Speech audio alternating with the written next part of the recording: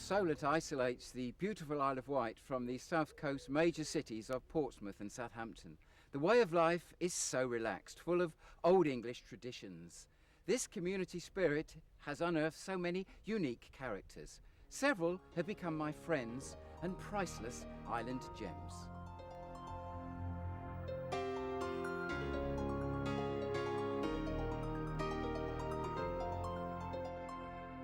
Raymond, were you sort of the comedian at school? The funny guy?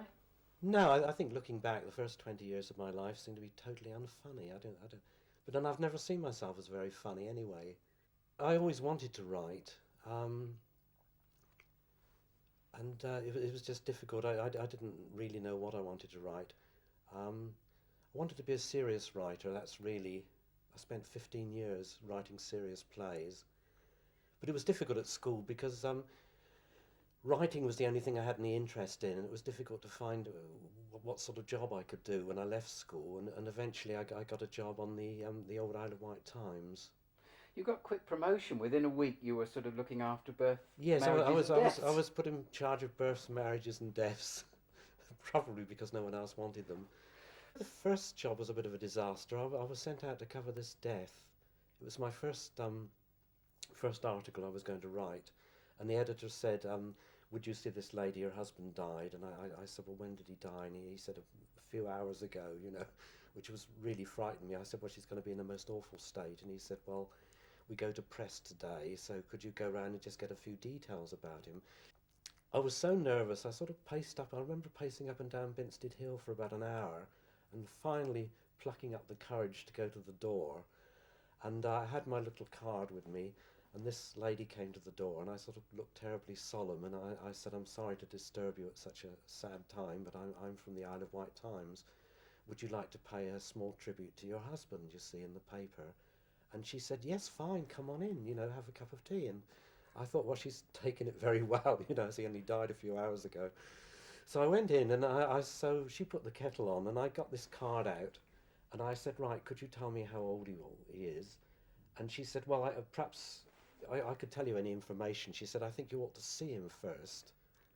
And I said, well, no, that won't be necessary. I'll just ask you the questions. She said, no, I really think you ought to see him. I said, well, where is he? And she said, well, he's in the front room. So I thought, oh, well. So I went through to the front room. I'll never forget it. There was this man stretched out across the couch. He had one leg over the top of the couch, and he had the county press over his face. And I thought, well, I was really quite shocked. I thought he'd obviously had a heart attack, and they just left him there. I thought, talk about disrespect for the dead, So I thought, well, I'll stay here a couple of minutes just to pay my last respects, and then I'll go back out. Well, as I was standing there, I noticed that the newspaper was sort of moving up and down, you see, over his face. And I was just looking round to see where the draft was coming from, and he suddenly sat up. And I was absolutely panic-stricken. I dropped my book, and I ran through to the kitchen. And I said to this woman, your husband's just sat up. And she said, well, ask him if he'd like a cup of tea. And I said, well, he's supposed to be dead. She said, no, that's the man next door. You've come to the wrong house. It seems to me, looking at, everything I've been associated with has either closed down or gone bankrupt. Because even the school I went to was pulled down.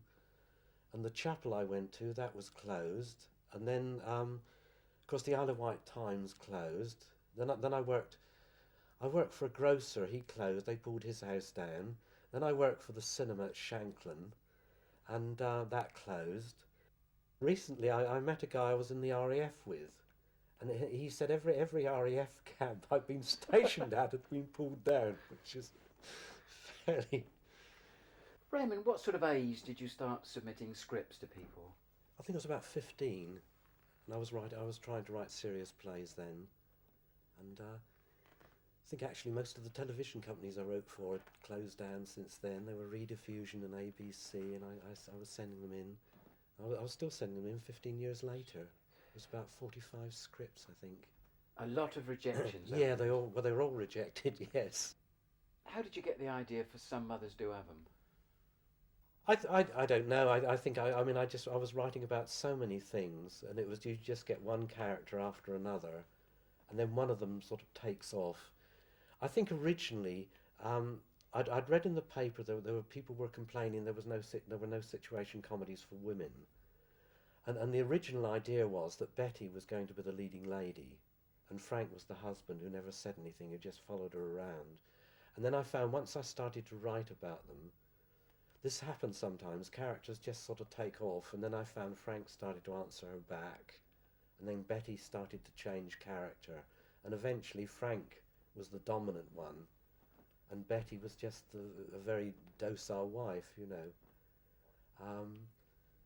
And he just sort of grew, I think. It was a one-off originally. Yes, because I couldn't imagine writing any. It was just one script, and I thought I'd really used up all my ideas in the one script, you know. And then when I went up to the BBC, they said, could you write 6 more? Yes. And I said, well, yes, I could write about this or that. And they said, no, can you write 6 more about this one character, Frank Spencer, which was the most awful, which was really Scary, was it? was scary. Yeah, because he gave me he said, I don't want you to feel under any pressure, he said, but he said, before we commission you for a series, we've got to find out if you're a one script man or not. So he said, I want you to write a second script. And he said, don't worry about it, but your whole career depends on it.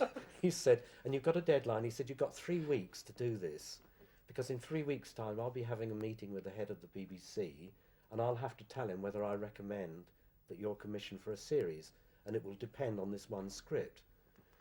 So I went home in a state of panic, and I was still working at the cinema at the time. I was working in the mornings, so I just had the afternoon and evenings to work. Well, I managed to do this script in a fortnight, and I thought, you know, this is really wonderful. They'll be so impressed that I've beaten the deadline. And I sent it to the BBC, and I had a telegram the next day, please arrange to come to the BBC as soon as possible, tomorrow morning if possible, you see. So I thought, this is really good, you know, they're so excited that I've done a script in 2 weeks. This is wonderful. So I went up there, and the head of comedy was sitting there, and he had my script on his desk, and he just threw it across the desk and said, that's the unfunniest thing I've ever read. He said, it's absolute rubbish, and I can't use it. And I was absolutely stunned. And he said, well, don't worry, you've still got a week. And I said, well, I can't write a script in a week. And he said, oh, you writers, you make such a fuss about everything. He said, writing's not that difficult. He said, you've got this character of Frank Spencer. He said, you've written a script about him in a hotel smashing things up. Just put him in a house and let him smash up a house. He said, it's easy, you see. And I came home, and I actually, when I wrote the first line of the script, I had no idea what the second line was going to be, not knowing how it was going to end. And I had 6 days to write it, and so I thought I had to organise myself. So I thought, I'll write something in 2 days, then I'll allow myself 2 days to correct it, and 2 days to type it out, because I'm a very slow typist. I had to deliver the script Friday afternoon, and at 4 o'clock Friday morning I was still writing the script. And I went to bed at 4 and got up at 5 and went into the cinema, because I couldn't get anyone to replace me that day, and I worked at the cinema until 10, and then I came home and I had a bath, and I went up to the BBC, and I was still making corrections on the train, and I got to Waterloo Station. I spent a couple of hours on the station going through the script again, and then I got a taxi to the BBC, and I got there at 4 o'clock Friday afternoon and rushed into the office and said, I've got the script, you see. And the secretary said, fine, could you put it on the desk? And I said, yes, but the head of comedy wants to see it. He's been waiting for it. And she said, well, he's not in the office at the moment. And I said, well, I'll wait for him and give it to him. And she said, well, he'll have a long wait. He's just gone on holiday for 2 weeks. In those sort of days, did you have a posh office and a nice phone? Well, no, I didn't have an office, and I didn't have a telephone. I worked in a shed at the bottom of the garden, and I was desperate for a phone. And I wrote to the telephone people and said I wanted one in my room, and they sent me this brochure, a very glossy brochure with all the different colours I could have and how many phones did I want and where. I spent the entire weekend filling this in, sent it back, and then they wrote to me and said they'd be round in about 4 years. And I thought this obviously should have been 4 weeks, you see, and I phoned them for a friend's house, and I said, look, I want the telephone, and they said they'd be round in 4 years, and the guy laughed and said, well, that's ridiculous. I said, well, I thought so. He said, yes, it'd be 6 years at least. And they were actually extending the exchange at Ryde, building up the telephone exchange, and there was, at that time, there was a several years waiting list. Although I eventually got the phone, I think it was about 2 years. So how did you phone the BBC? Well, they used to send me a telegram, and I used to go to the nearest phone box, which was quite... It's very awkward, because some of these script conferences used to last an hour, and you can imagine phoning I was living in a small village at the time, and the phone box had been vandalised, the glass was out, and of course people outside could hear everything you were talking about, and it was awkward. I remember on one occasion I'd written some stuff for Frankie Howard, and I don't know if you remember him. He when he did these monologues, he used to do the oohs and the ahs, and all these funny noises. And I sent him some cabaret stuff off, and he sent me a telegram saying, "Can you phone me at once regarding your material?" And I phoned up, and he said, "It's very nice, but you haven't put in the noises." And I said, "Well, I thought you did that." He said, "No, I just memorised it." He said, "You've got to put in the oohs and the ahs and I say and all this." And I was so naive, I hadn't even kept a copy. And I said, "Well, you'll have to send it back to me and I'll go through it." He said, "Well, no, I can't do that." He said, "I need it for tomorrow night." He said, "Look, I've got a copy here." He said, "If I read it through to you, could you put the noises in, you see?" And so that's what I did. And of course, there was a queue of people outside, and you can imagine. So I let him say a couple of lines, and I said, "Ooh." And then he did two more, and I said, "Ah." And I was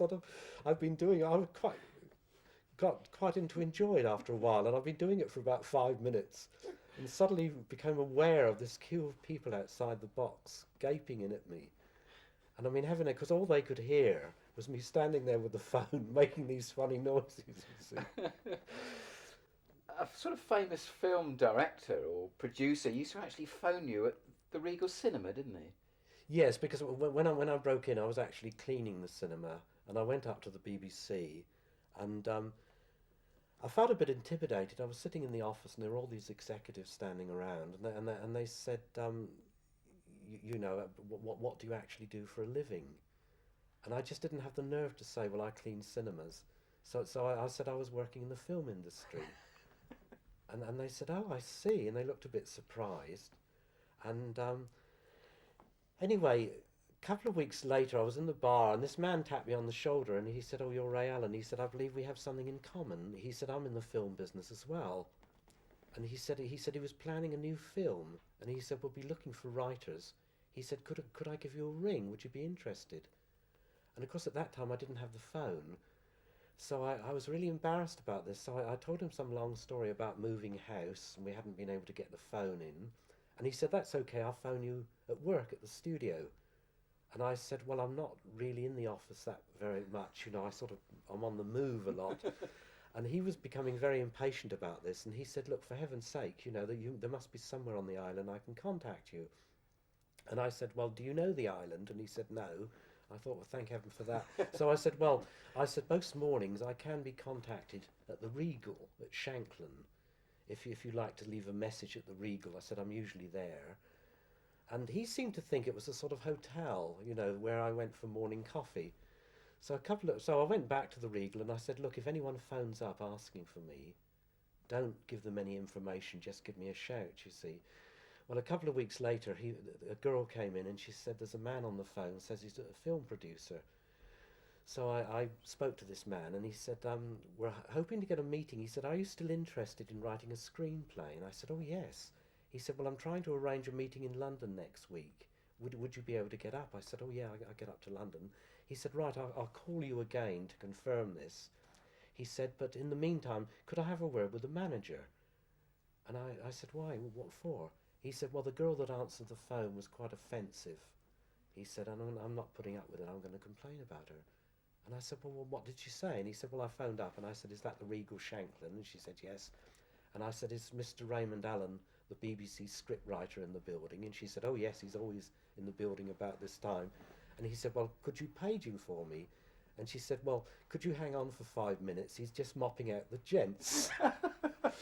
So I sort of had to explain. I said, "Well, actually, I'm sort of doing this for a friend, And he said, "What exactly is the Regal?" I said, "Well, it's a cinema." And he said, oh, I see. So I said, now you will phone me back, won't you? He said, oh, yes. And I never heard from him again. So When they cast Some Others Do Have 'Em, Michael Crawford was in the leading part, but you'd never heard of him, had you? no, because the original choice was Norman Wisdom. And he didn't think the scripts were very funny. Because quite a few people didn't think the scripts were very funny. Because there are no jokes in them, you see. And it's really, unless you can visualise the character. And I remember the producer apparently sent Norman Wisdom one of the scripts. And he wrote back and said, I like the story. I suppose he puts the jokes in later. You know. And then we sent it to Ronnie Barker and Jim Dow. I think everyone had it. And no one wanted to do it. And then eventually Michael Crawford was appearing in a play called No Sex Were British in London. And I was asked to go up to see him. And I thought he was brilliant. And they said, you know, we'll ask him to do it. But no one really had much faith in the script. And I think it sort of rubbed off a bit because Michael, he agreed to do it. And then he changed his mind. He dropped out.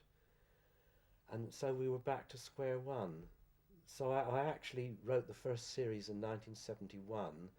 And at the end of 1972, we still, they were saying, look, just forget about it.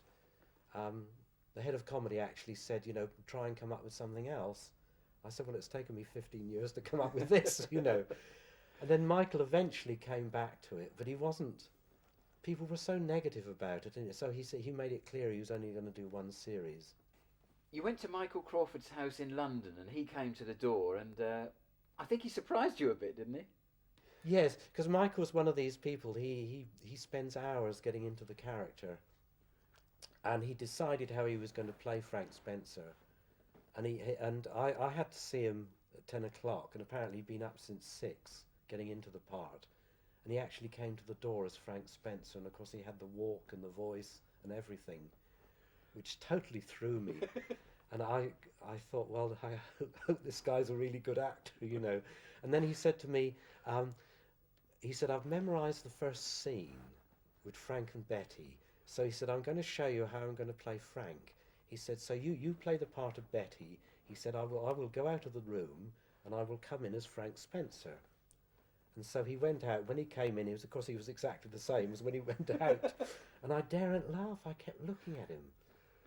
And then he stopped and he said, well, what do you think of the voice? I said, oh, don't you normally talk like it? He said, well, of course I don't. And then he said, oh, so I've got this walk, you see. Yeah. And I thought he'd had a hip operation. When they did the first episode, he was actually standing behind the set waiting to go on. And he was pacing up and down as Frank Spencer and doing the twitch and the voice and the walk and everything. And he suddenly became aware of this group of workmen watching him, looking absolutely horrified. And one of them, he heard one of them mutter, it's tragic, you know, he used to be a really good actor. One or two people sort of came in to watch the recording and they wanted to know what it was all about in a way, didn't they? One or two. Yes, because it was very close to tragedy, like most comedy, you know. And I remember when they were doing the first rehearsal, I was feeling a bit worried about it because I already had, someone had come in and watched some of it. And he said, is this your first script? And I said, yes. And he said, well, don't worry, just put it down to experience. He said, perhaps your second series would be more promising, you know. And then these other people came in and they said, what's this about? And I said, well, it's this man who's very depressed. And he's just got married and he's got no job and he's got no money and he's living with his mother-in-law who hates him. And everything he does goes wrong. And they said, oh, it's like the Wednesday drama, is it? I said, well, no, it's the new situation comedy. And they said, well, it doesn't sound very funny. And it really didn't sound very funny, actually. Ray, when it became a worldwide success, were you surprised? Yes, I found it pretty unbelievable, you know, because it was such a simple idea. It was just a married couple, you know. I think the attraction was that it was very visual. You didn't really have to... You didn't really have to understand the dialogue to find it funny. And because it sold to places, I mean, it sold to China, for example, which I think must have been purely because it was visual. Once on a Christmas TV special of Some Mothers Do Have 'Em, 23 million viewers watched. It's incredible, yeah. 23 million! Were you at home watching, or? Yes, I watched it, Did you? yes. And I watched them all. Raymond, is it a fact that some people actually thought Frank Spencer was a real person? I remember on one occasion I had to meet Michael at Sandown Airport because he's a qualified pilot. And he said he wanted to get the flying hours in. So he said he'd fly from the mainland and I'd meet him at Sandown. And I know I was standing there waiting, and right on time this plane circled overhead, and there was a man and his family standing there, and I said, he said, "Oh, you're waiting for someone?" I said, "Yes, I'm waiting for Michael Crawford, actually," sort of showing off a bit. And he said, no, he'd never heard of Michael Crawford. And I said, "Well, do you ever watch Some Mothers Do Have 'Em?" And he said, "Yes." I said, "Well, you know Frank Spencer?" He said, "Oh, yeah, the guy who's always disaster, one disaster after another." I said, "That's right." I said, "Well, he's the one who's flying the plane. He's just coming into land." And the guy just panicked and immediately gathered up his wife and children and said, "Frank Spencer's flying that plane," you know, and they all moved about 200 yards away, you know. It was quite, they really thought that he was going to crash the thing, I think. On another occasion, you actually went to Ireland to launch a book, didn't you? And you did a big television show over there with Dustin Hoffman. Yes, they said to me, they said, "We fixed up a television show for you to plug your book." And they said, you're going on with Dustin Hoffman. Is that all right?" And I said, "What, you mean the Dustin Hoffman?" They said, "Well, you've heard of him." I said, "Well, of course I've heard of him." They said, "Oh, well, we thought only people in Ireland had heard of Dustin Hoffman." I said, "Well, no, I know he's a big name." "Oh," they said, "that's wonderful." So I was really excited about this because I thought it was the film star, you see, and I thought, well, I can get his autograph, you know, he could autograph one of my books. But then I should have suspected something because the television programme was at 4 o'clock in the afternoon, and it was actually a children's series, and I should have wondered what Dustin Hoffman would be doing on a children's series. And it wasn't until I walked into the studio with the publisher and someone else, we had to sit behind this table, and I noticed this man lying on the floor, holding up what appeared to be a broom handle, you see, and I thought that was a bit odd. And then someone came in with a sort of stuffed turkey and stuck it on the top of this broom handle. And Dustin Hoffman turned out to be a sort of turkey, rather like Rod Hall and Emu, you know, it was that kind of thing. Apparently a great favourite with the children. And we did this television interview with the interviewer, and the turkey kept popping up and sort of butting in. And it was really quite annoying, you know. And everyone seemed to think he was real. Afterwards, I know the producer said to me, "You did very well." He said, "I think the turkey liked you." It doesn't like everyone, you know. But, Do you like writing on the Isle of Wight? Does that give you some sort of special feeling? yes, it's more relaxing here. The only problem is if you work at home, people think you're not actually doing anything. You know, it's difficult sometimes. I mean, people tend to phone up and say, you know, "Are you busy?" And if I say I'm writing, they say, "Oh, that's all right then, as long as it's nothing important," you know. But and also you tend to get people calling in. Do you? Yeah, which can be awkward. I remember one of the worst things, most embarrassing things. I had something to finish. I had a deadline, and I heard a ring at the doorbell. And I was right upstairs, in a spare room. So I looked out the window, and it was this guy who really is terribly boring, you know. And I knew I'd have a job to get rid of him. So I thought, well, I won't go to the door. And anyway, he happened to look up as I was looking down. So I thought, oh. So I went downstairs. Well, as it happened, the handle of my briefcase was loose, and I was going up the town the next day. So to remind me to take it up the town, I'd actually had the briefcase by the front door, you see. Anyway, I opened the door and I said to this guy, "Look, I really am busy." And he said, "That's okay, I'll just come in for a quick coffee." He came, pushed his way in and saw the briefcase. And he said, "Oh, are you just going out?" And so on the spur of the moment, I said, "Well, yes, I am actually." He said, "What, you're going up to London?" I said, "Yes." I said, "Yes, you see, I've got to get ready." I said, "I'm sorry, I would ask you in, but I'm in a bit of a hurry." He said, "Well, you're catching the next boat then, are you?" I said, "Yes." He said, "Well, that's okay, I've got the car outside, I'll give you a lift to the station," you see. So I didn't quite know what to do about this. So I sort of went upstairs, and I thought, well, the station's only just down round the corner. I thought it would be quicker just to let him take me there and then I'd come back. So I got changed and got a raincoat, came downstairs and picked up the briefcase. And he said, right, he said, what time's your boat? I said, oh, I don't know. I said, just drop me off at the station. So we got in the car and then he said, oh, look, there's one coming in now. We'll have to get a move on. So he took me round and I said, well, that's fine, just drop me off at the station. No, he said, I'd better take you down the pier, otherwise you'll miss it. So he took me down the pier, you see. So I said, well, thank you ever so much. I said, I said, you can go now, you know. He said, no. He said, have you got your ticket? I said, no, I haven't got a ticket. I've got to get my ticket. So I said, you go off, I'll get my ticket. He said, hang on a minute. So he shouted to the guy on the gangway. He said, this gentleman's going to London. Has he got time to get a ticket? So the man said, well, yes, if you hurry. So I didn't know what, so I ran to the booking office and bought a ticket, and what else to do? Then I came back with my empty briefcase and shook hands with the guy and got on the boat, went to Portsmouth, sat there for an hour, and came back on the next one. So it was an absolute wasted morning, you know. I think there was another train ride which was a bit embarrassing for you. You were going to see a musical, I think, at Shanklin Theatre, weren't you? That's right, yes, one of my favourites, The Boyfriend. And I remember it was in the summer and I was late. And I ran down to the Esplanade station.